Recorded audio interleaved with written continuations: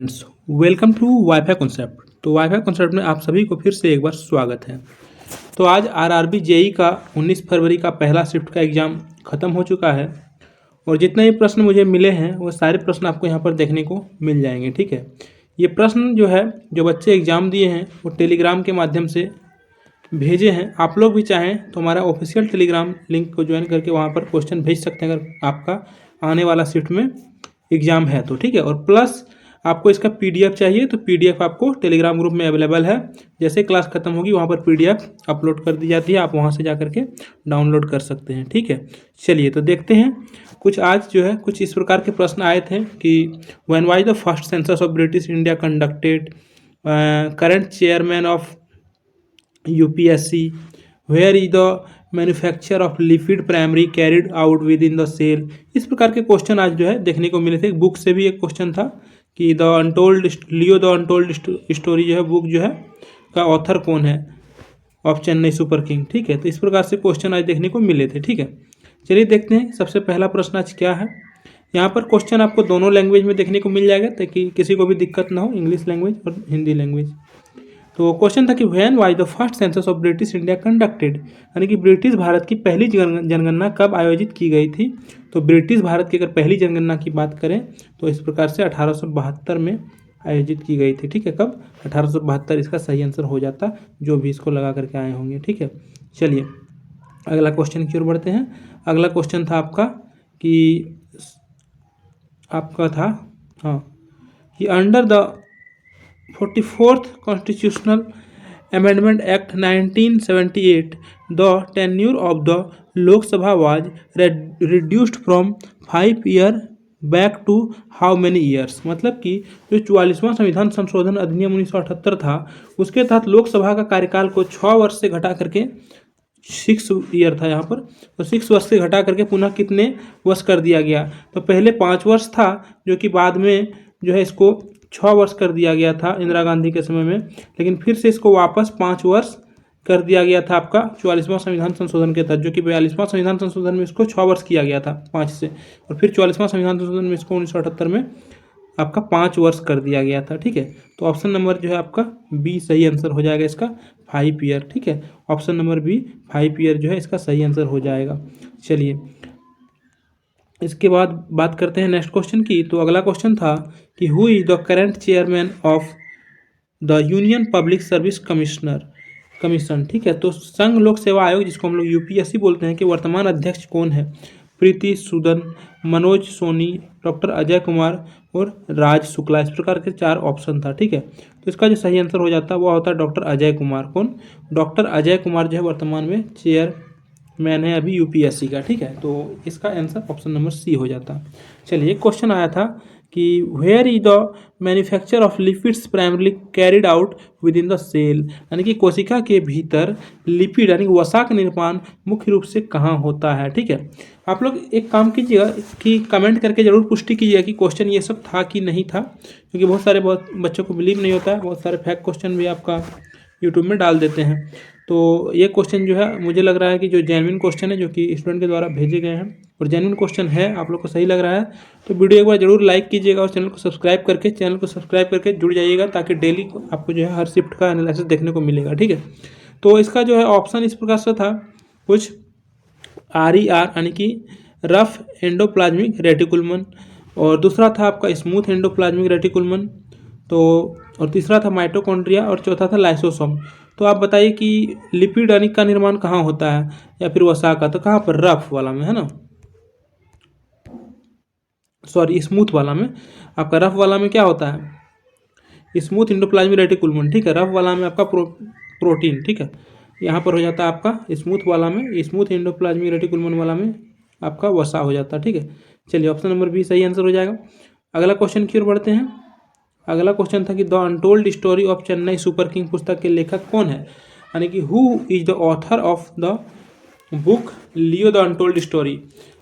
M Srinivasan, MS Dhoni, PS Raman या फिर Stephen. तो PS रमन इसका सही आंसर हो जाता। ठीक है, चलिए अगला क्वेश्चन की ओर बढ़ते हैं। और एक एटॉमिक नंबर से यानी कि पीरियोडिक टेबल से भी एक क्वेश्चन देखने को मिला था कि what primary determines the atomic number of an element. Neutron of number of neutron, number of electron, number of proton, और एक ऑप्शन था sum of the proton plus neutron. तो आप सभी को पता है एटॉमिक नंबर हम लोग प्रोटॉनों की संख्या को ही हम लोग क्या बोलते हैं, परमाणु संख्या, यानी कि number of proton is equal to atomic number. तो ऑप्शन नंबर सी इसका सही आंसर हो जाता है, ठीक है, नंबर ऑफ प्रोटॉन्स। चलिए क्वेश्चन था आपका कि which were the main high yielding variety wheat seeds used during the green revolution in the 1960। इसका कहना है कि 1960 के दशक की हरित क्रांति के दौरान भारत में उपयोग की जाने वाली मुख्य उच्च उपज वाली यानी कि हाई यील्डिंग वैरायटी वाली गेहूं की किस्में कौन सी थी। तो उस समय जो है 1960 के दशक में हरित क्रांति के समय जो थी उसका नाम था आपका कल्याण स्वर्णा, पद्मा पूसा और बासमती सुवर्ण। तो इसका जो सही आंसर हो जाएगा ना ये वाला कल्याण सोना और सोनोरा, ठीक है, कल्याण सोना और सोनोरा 64, ये इसका सही आंसर हो जाएगा।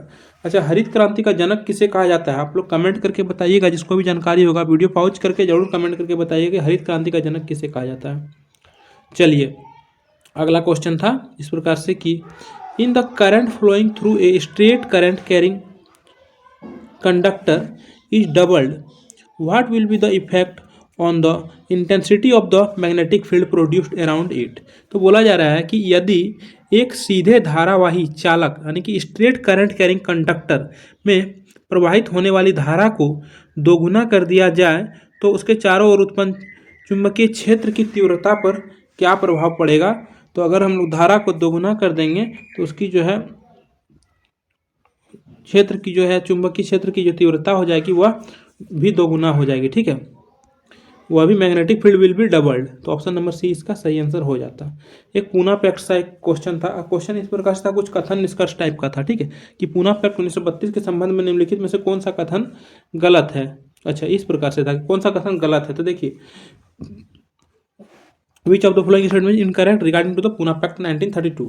तो ऑप्शन नंबर ए में था B R Ambedkar refuse to sign it, यानी कि बी आर अम्बेडकर ने इस पर हस्ताक्षर करने से मना कर दिया था। दूसरा था आपका कि Gandhi ji agreed to this pact, Gandhi ji समझौते के लिए मान गए थे। तीसरा था आपका दलित वर्गों का सीटें बढ़ गई थी। और चौथा था कि this pact took place in Yerwada central jail, यह समझौता यरवदा सेंट्रल जेल में हुआ था। तो देखिए आपका पहला वाला ऑप्शन नंबर ए जो है आपका डॉक्टर भीमराव अम्बेडकर ने इस पर हस्ताक्षर करने से मना कर दिया था, ये बात गलत है, ठीक है। तो ऑप्शन नंबर ए सही आंसर हो जाएगा, बाद बाकी सारा सही है। तो ऑप्शन नंबर ए जो है सही आंसर होगा इसका। एक क्वेश्चन था आपका कि यदि लोकसभा में अविश्वास प्रस्ताव यानी कि जिसको हम लोग बोलते हैं no confidence motion, what happens if a no confidence motion is passed in the Lok Sabha. अगर लोकसभा में अविश्वास प्रस्ताव पारित हो जाता है तो क्या होता है। सरकार पर कोई फर्क नहीं पड़ता, यानी कि पहला नंबर में है कि government is not affected and continue to the work as usual. Second option में only the prime minister has to resign.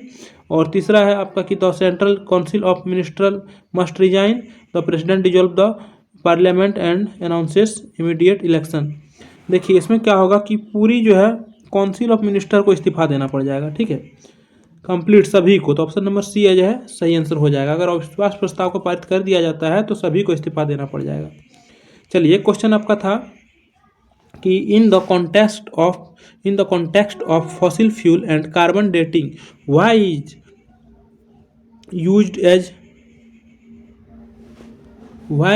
C12 used as a standard reference, यानी कि C12 का बात कर रहे हैं यहाँ पर कार्बन डेटिंग, ये C12 है ना। तो इसका तो जीवाश्म ईंधनों और कार्बन डेटिंग के संदर्भ में कार्बन के किस गुण के कारण C12 का उपयोग एक मानक स्टैंडर्ड के रूप में किया जाता है। क्योंकि यह रेडियोधर्मी यानी कि ये जो है it is radio active, because it is stable and it's amount does not change over time, because it is found only in plants, because it is rarest in the atmosphere. नहीं, ये वाला भी नहीं होगा आपका और ये वाला भी नहीं होगा, और ये वाला भी नहीं होगा। ये क्या होगा, because it is stable and it's amount does not change over time, क्योंकि यह स्थिर है और इसकी मात्रा समय के साथ नहीं बदलती है, इसलिए जो है आपका C12 का उपयोग करते हैं। तो ऑप्शन नंबर जो है बी सही आंसर हो जाएगा। चलिए अगला क्वेश्चन था एक कि in the global hunger index, देखिए इंडेक्स से क्वेश्चन आया था कि global hunger index 2024 published in October 2024, India ranked 105th out of total of how many countries. तो इस प्रकार से क्वेश्चन था, इसमें क्वेश्चन ऑफ इंडिया का रैंक पूछा था कि टोटल कितना कंट्री में भारत का रैंक पूछा था। ये आपको जो है कमेंट करके कंफर्म करना होगा, लेकिन अगर पूछा था इस प्रकार से बच्चों के जो भेजा है कि अक्टूबर 2024 में प्रकाशित वैश्विक भूखमरी सूचकांक 2024 में आपका कुल कितने देशों में से 105 स्थान पर रहा, कौन, भारत। तो कुल जो था उसमें कितना कंट्री था, तो 127 देश था, ठीक है। 127 देश में भारत का स्थान कितना था, 105वां था, ठीक है। तो ऑप्शन नंबर इसका 127 में 5वां, का ऑप्शन नंबर इसका सी सही आंसर हो जाएगा। चलिए अगला क्वेश्चन की ओर बढ़ते हैं, और अगला क्वेश्चन है आपका वॉशिंग सोडा से। वॉशिंग सोडा से क्वेश्चन आया था, क्वेश्चन था आपका कि विच of the following statement is correct regarding washing soda. तो ये आपका स्टेटमेंट वाला था कि it's chemical name is sodium bicarbonate. उसके बाद दूसरा था आपका कि it's chemical formula is Na2CO3 और इन .10H2O, और तीसरा था आपका it is an acidic salt, और चौथा था आपका it is use to disinfect drinking water. तो आपका जो है आपका क्वेश्चन में था कि इनमें से करेक्ट रिगार्डिंग वॉशिंग सोडा, अच्छा करेक्ट पूछा गया था, तो इसका तो करेक्ट हो जाएगा ऑप्शन नंबर बी, आपका ये वाला सही है, ठीक है। वॉशिंग सोडा का जो है आपका रासायनिक सूत्र होता है Na2CO3 इंटू 10H2O, ठीक है, ये आपका करेक्ट हो जाएगा। चलिए अगला क्वेश्चन की ओर बढ़ते हैं। अगला क्वेश्चन था कि what is primary function of rough endoplasmic reticulum. अच्छा यहाँ पर देखिए रफ इंडोप्लाज्मिक रेटिकुलम के बारे में आ गया था, और वहाँ पर क्या था, स्मूथ इंडोप्लाज्मिक रेटिकुलम जो कि वसा का निर्माण करता था। यहाँ हो जाएगा प्रोटीन का निर्माण करता है, ये क्या, प्रोटीन का संश्लेषण करने का काम करता है रफ इंडोप्लाज्मिक रेटिकुलम। चलिए एक क्वेश्चन था कि it is the if the reading of ammeter suddenly increases what is the most likely reason. यदि एक एमीटर की रीडिंग अचानक से बढ़ जाती है तो इसका संभावित कारण क्या होगा, प्रतिरोध कम हो जाना, प्रतिरोध बढ़ गई, और वोल्टेज कम हो गया, या फिर इनमें से कोई नहीं। देखिए प्रतिरोध कम हो जाना इसका मुख्य कारण होगा, प्रतिरोध कम हो जाने के कारण जो है एमीटर की रीडिंग अचानक से क्या होगा, बढ़ जाएगा, ठीक है। देखिए हम लोग क्या जानते हैं, V = IR, यानी कि R बराबर क्या हो जाएगा, V/I। तो देखिए ये करंट मापने का काम करता है, एमीटर का काम क्या होता है, करंट मापने का, और करंट I बराबर क्या होता है, V/R। अगर अचानक से ये कब बढ़ेगी, एमीटर की रीडिंग अचानक से बढ़ कब जाएगी, जब ये पूरा घट जाएगी, है ना, R घट जाएगी तो रीडिंग इसका बढ़ जाएगी, क्योंकि ये क्या होता है, इन्वर्सली प्रोपोर्शनल होता है ना। चलिए अगला क्वेश्चन की ओर बढ़ते हैं। अगला क्वेश्चन था आपका एक अनसैचुरेटेड हाइड्रोकार्बन से कि why are unsaturated hydrocarbon more reactive as compare to saturated hydrocarbon. तो इसका तो सिंपल सा आंसर, सही आंसर हो जाता है आपका कि इसमें जो है due to the present of multiple bonds and pi bonds, इसमें बहुत सारा बॉन्ड्स होता है, पाई बॉन्ड्स भी प्रेजेंट होता है, जिसके वजह से क्या होता है, इसमें आपका मोर अनसैचुरेटेड होता है, मोर रिएक्टिव होता है, ठीक है। चलिए अगला क्वेश्चन की ओर बढ़ते हैं। अगला क्वेश्चन था एक कि biodegradable substances are primarily decomposed और broken down into simpler components by which of the following, यानी कि जैव नमनीकरणीय जो पदार्थ होता है वह मुख्य रूप से किसके द्वारा सरल घटकों में विघटित या अपघटित हो जाता है, sunlight, micro organism like bacteria and fungi, उच्च दाब चुंबकीय क्षेत्र। तो सभी को पता है बैक्टीरिया एंड क्या हो जाएगा, फंगी के कारण, तो ऑप्शन नंबर 20 का सही आंसर हो जाएगा, ठीक है। आप सभी साथ ही साथ जितना भी जो भी देख रहे हैं उस एक बार चैनल को, वीडियो को लाइक जरूर कर दीजिएगा और चैनल को सब्सक्राइब करके चैनल से जुड़ जाइएगा। यहाँ आपको जो है आपका जितना भी स्टेट या फिर गवर्नमेंट एग्जाम है सारा का आपका जो है एनालिसिस वीडियो मिलता है। साथ ही साथ आपको इसका पीडीएफ भी टेलीग्राम ग्रुप में मिलता है, आप लोग वहां ज्वाइन करके पीडीएफ भी ले सकते हैं। वहां पर आपको जो है अभी ग्रुप डी का जैसे एग्जाम हुआ है, ख़त्म हो गया और आंसर की भी आ गया है, तो ग्रुप डी का जितना भी आंसर की आने के बाद ऑल शिफ्ट का वहाँ पर आपको जो है पीडीएफ मिल जाएगा, क्वेश्चन देखने को, आंसर की का क्वेश्चन देखने को मिल जाएगा। वहाँ से आप लोग हर एक शिफ्ट का जो है क्वेश्चन एक साथ एक पीडीएफ में प्राप्त कर सकते हैं। ठीक है, चलिए अगला क्वेश्चन की ओर बढ़ते हैं, इसलिए टेलीग्राम ग्रुप को जरूर ज्वाइन कर लीजिएगा। अगला क्वेश्चन है कि सोडियम हाइड्रोक्साइड NaOH जिसको हम लोग बोलते हैं सोडियम हाइड्रोक्साइड के जलीय विलयन के विद्युत अपघटन, जब हम लोग सोडियम हाइड्रोक्साइड का जलीय विलयन को इलेक्ट्रोलाइटिस कराते हैं तो उसके दौरान सोडियम आयन किस इलेक्ट्रोड की ओर आकर्षित होता है और कैथोड पर कौन सी प्रक्रिया होती है। तो ऑप्शन में इस प्रकार से था। ठीक है, तो इसका जो सही आंसर होगा वह होगा सोडियम पर जो है सोडियम प्लस कैथोड की ओर जाते हैं, यानी कि अट्रैक्टेड टू कैथोड, सोडियम किसकी ओर, कैथोड की ओर। तो ऑप्शन नंबर बी सही आंसर हो जाएगा। Na+ जो होता है वह कैथोड की ओर आकर्षित होगा। चलिए एक क्वेश्चन आपका न्यूमेरिकल से था कि when will be the kinetic energy of an object with A mass of 0.15, ठीक है, 0.15 पर किलोग्राम और वेग वेलोसिटी भी दिया है 30 मीटर पर सेकेंड। ठीक है, 30 मीटर पर सेकेंड वाली वस्तु की गतिज ऊर्जा क्या होगी। तो काइनेटिक एनर्जी हम लोग जानते हैं 1/2 mv² होता है। ठीक है, यहाँ पर आपका मास भी दिया हुआ है और आपका वेलोसिटी भी दिया हुआ है। आप लोग देखिए यहाँ पर किलोग्राम में दिया है, इसको पहले ग्राम में हम लोग चेंज करेंगे अगर मास को, तो 1000 से गुना करना होगा। 1000 से गुना जैसे ही करेंगे 15 को तो कितना हो जाएगा, 150 हो जाएगा। 150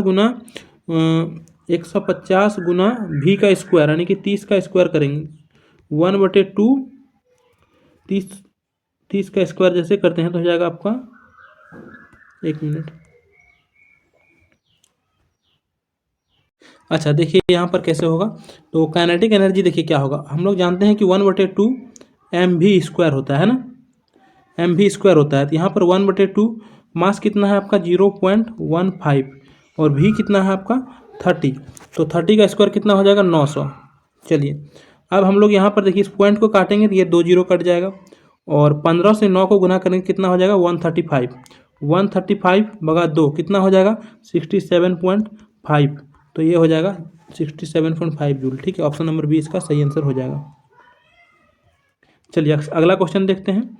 अगला क्वेश्चन था कि if two solutions are mixed और kept in a closed system what will be the change in their total masses. बोला जा रहा है कि यदि दो विलयनों को एक बंद निकाय में मिलाया जाता है तो उसके कुल द्रव्यमान पर क्या प्रभाव पड़ेगा। देखिए कुल द्रव्यमान जो है अपरिवर्तित रहेगा, मास ऑफ कंजर्वेशन के अकॉर्डिंग जो है द्रव्यमान अपरिवर्तित नहीं होगा, मास विल रिमेन अनचेंज। ठीक है, अगला एक क्वेश्चन फिर था आपका कि इस प्रकार से एक मैथ का क्वेश्चन था, इसको आप लोग खुद से सॉल्व कर लीजिएगा या फिर यहाँ पर सॉल्यूशन करके भी, सॉल्यूशन नहीं किया हुआ है लेकिन आप लोग खुद से कर लीजिएगा। एक क्वेश्चन आपका देखिए यहाँ पर पौधा से था कि the upward movement of water and animal in plants primarily takes place with the help of which tissue, यानी कि पौधों में जल को खनिजों का ऊपर की ओर ले जाना, यानी खनिज जब या फिर जल को या फिर खनिज को हम लोग बोल सकते हैं ऊपर जब लेके जाने का काम करता है आपका तना से, तो उसका जो है काम जाइलम करता है। कौन, जाइलम, तो XYLEM जाइलम का काम होता है। बना हुआ फूड को हर जगह पहुंचाने का कौन काम करता है, फ्लोएम। ठीक है, ये दोनों जरूर याद रखिएगा। चलिए एक क्वेश्चन ये भी था तो ये हो गया। अगला क्वेश्चन देखते हैं क्या था। अगला एक क्वेश्चन था, यहाँ पर है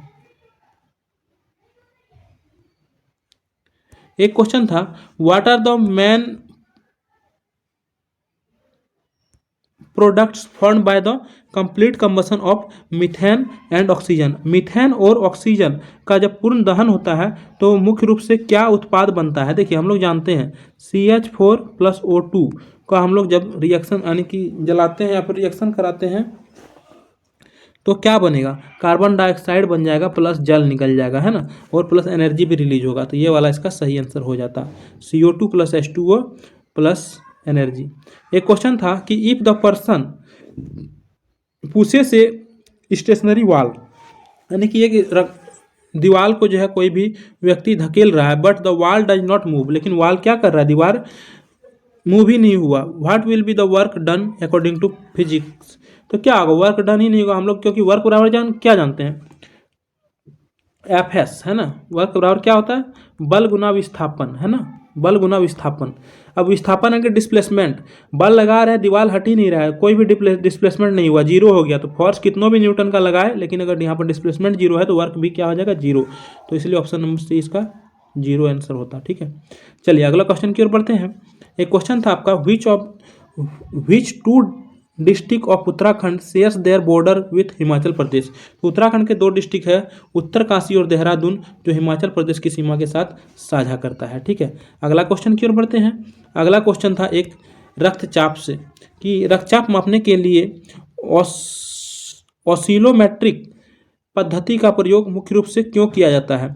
because it does not require से stethoscope and it's suitable for automated device. यानी कि क्यों, तो क्योंकि इसमें स्टेथोस्कोप की आवश्यकता नहीं होती है और यह जो स्वचालित उपकरणों के लिए उपयुक्त होता है, इसलिए ऑसिलोमेट्रिक का प्रयोग किया जाता है। ठीक है, तो आज के जितना भी यहाँ पर प्रश्न आए थे आपका आरआरबी जेई में, जितने मेरे को मिले थे, मुझे जितना क्वेश्चन आपका टेलीग्राम ग्रुप में मिले थे ऑफिशियल टेलीग्राम में, वो क्वेश्चन मैं आपको करा दिया हूँ। अगर आप लोग को पास अभी भी कोई क्वेश्चन है तो आप लोग कमेंट कीजिएगा, वो क्वेश्चन को मैं नेक्स्ट शिफ्ट जब मैं अपलोड करूंगा वहाँ पर फिर बता दूंगा। ठीक है, या फिर कमेंट में ही उसका आंसर बता दूंगा, तो आप लोग अपलोड कर सकते हैं। रही बात इसकी पीडीएफ, तो पीडीएफ आपको टेलीग्राम ग्रुप में मिल जाएगा, वहाँ जरूर ज्वाइन कर लीजिएगा। डेली का पीडीएफ मिलता है, हर एग्जाम का फाइनल आंसर की आने के बाद सारा पीडीएफ मिलता है वहाँ पर।